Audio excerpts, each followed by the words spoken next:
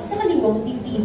At awitin natin ng buong dangan ang lupang hinirang sa saliw ng musika ng Pasig City Symphonic Band.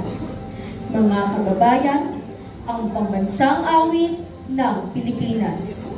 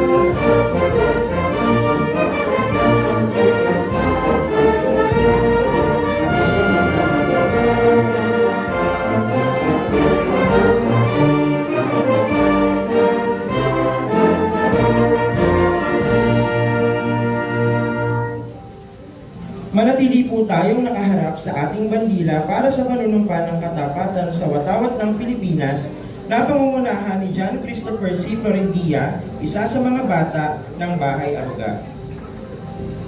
Itaas po natin ang ating kanang kamay at sabay-sabay natin bigasin ang panunumpa ng katapatan sa watawat ng Pilipinas. Ako ay Pilipino, buong katapatan ng nanunumpa sa watawat ng Pilipinas at sa bansang kanyang sinasalisa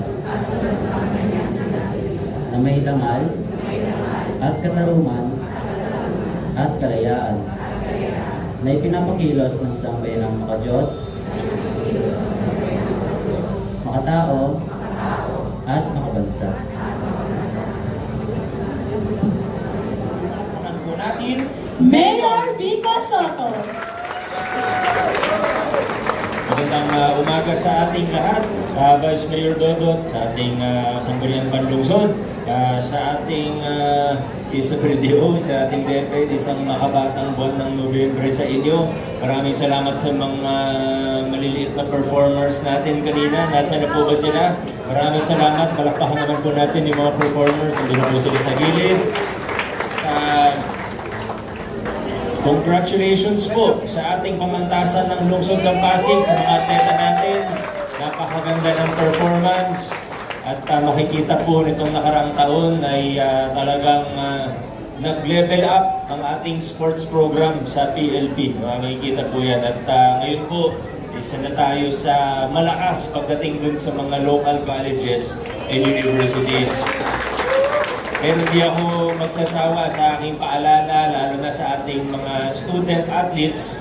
Kaya nga po student athlete ang tawag po sa inyo dahil una po dapat lagi ang ating academics o ang ating pag-aaral. Paalala din po yan sa mga coaches at sa mga opisyalis natin ng PLP na opo, masaya tayo na may mga medal, pero yung mga medal, bonus lang po yan. Bonus lang po yan. Ang gusto po natin, holistic development, character development ng ating mga kabataan.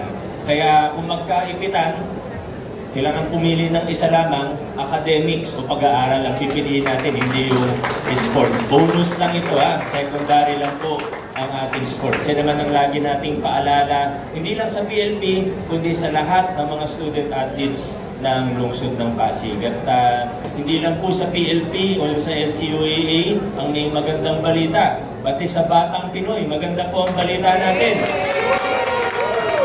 Tayo po ang pero next week na po i-announce yan para abangan din po natin pauwi pa lang din yung ibang mga staff, coaches, and athletes mo natin mula sa Gensan. Pero makikita nyo naman pati sa social media may mga nagpo-post na. Pero next week na natin sila i-congratulate.